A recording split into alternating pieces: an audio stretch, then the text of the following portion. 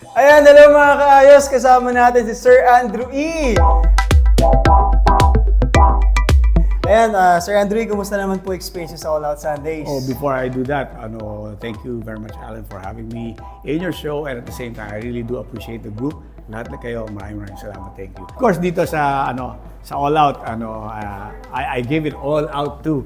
Nag-enjoy ako and like yung energy ninyo, hindi matatawaran, second to none, and at the same time yung crowd ninyo napakasaya, lalo na nanggagaling ang energy nila sa inyong mga host. Kaya yun, I really I guarantee you na nag-enjoy ako. Talagang nakita natin, pati ako napapasigaw talaga ako eh.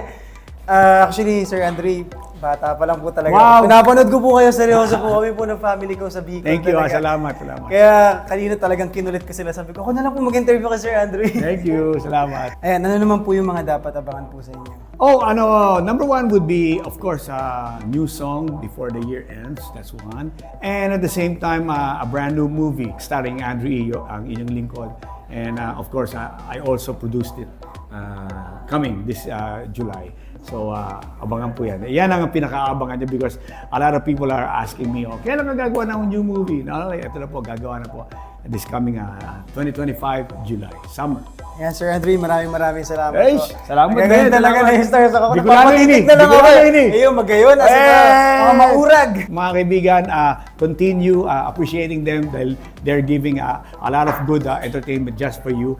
And ito po mga kaibigan, December 11, all roads will lead to the new frontier mga kaibigan for the Andrew E. One Time for Your Mind major concert mga kaibigan. And of course, definitely, it is brought to you by Ticket One and of course, www.ticket.net.ph.com.ph. Mga kaibigan, abangan niyo po. Nandun na po. Choice of seats and of course sa lahat, nandun ang info. Thank you. Thank you.